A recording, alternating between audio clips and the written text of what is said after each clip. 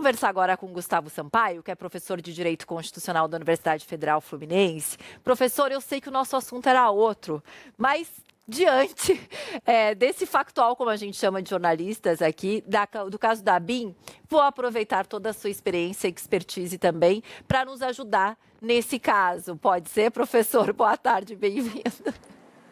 Boa tarde. A notícia é dinâmica, Paula. Pode falar do que quiser. Quero tentar entender, então, desse caso que a gente está falando agora.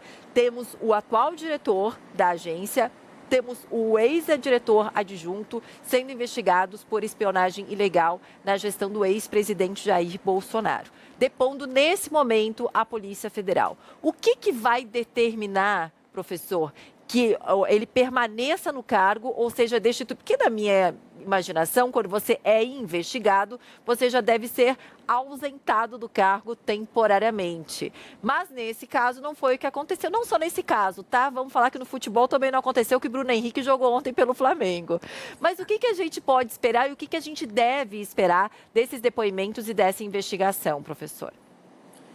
Note, antes de dizer o que nós devemos esperar dos depoimentos, Paulo, é preciso notar que o direito constitucional brasileiro, como um direito de um país democrático, de um Estado constitucional democrático de direito, ele prevê como princípio, Paula, inscrito como cláusula pétrea na Constituição, o da presunção de inocência. Isso está no inciso 57 do artigo 5º da Carta Magna. O que isso significa dizer? Que ninguém será considerado culpado sem o trânsito e julgado de uma sentença penal condenatória. Em suma, ninguém é criminoso, ninguém pode ser considerado o autor de um delito sem que haja uma sentença criminal que assim diga. Então, o sistema de justiça criminal brasileiro, ele se espraia, ele se divide em 3 fases.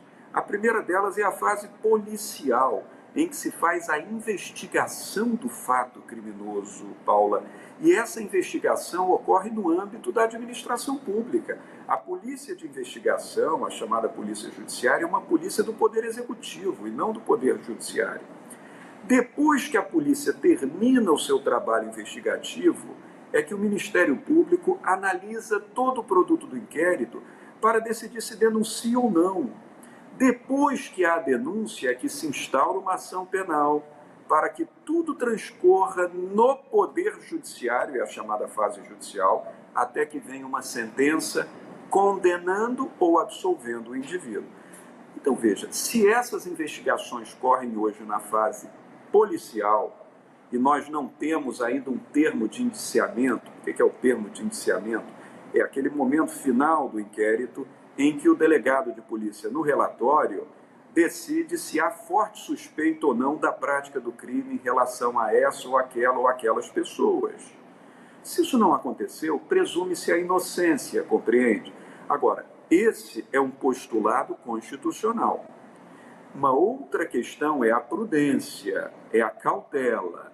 Então, muitas vezes, quando uma autoridade de Estado, um delegado de Polícia Federal, um membro do Ministério Público, um parlamentar, um ministro de Estado, quando alguém está nesse nível de suspeita de investigação, recomenda-se que a pessoa não esteja no cargo para não comprometer a imagem do cargo público, para que a pessoa concentre seus esforços em sua defesa, mas não que se possa dizer, pelo simples fato de haver uma investigação, Paula, que essa pessoa é culpada. A gente lembra, inclusive, que esse caso é chamado de ABIN paralela, porque a investigação é sobre uma espionagem ilegal. O que a gente tem, pelo menos até agora, é que o Brasil fez um ataque hacker ao Paraguai para obter informações durante as negociações sobre as tarifas da usina elétrica de Itaipu, isso na gestão do ex-presidente Bolsonaro. Obrigada, viu, professora, por ter conversado com a gente, por topar mudar de assunto em cima da hora, mas a notícia é desse jeito, né? Nossa vida é assim. Obrigada, professora, até a próxima. Até, Paula, jornalismo é dinamismo. As coisas acontecem, mudam e cada vez mais é assim. Boa tarde, bom trabalho. Obrigada, bom trabalho, professor. E aí...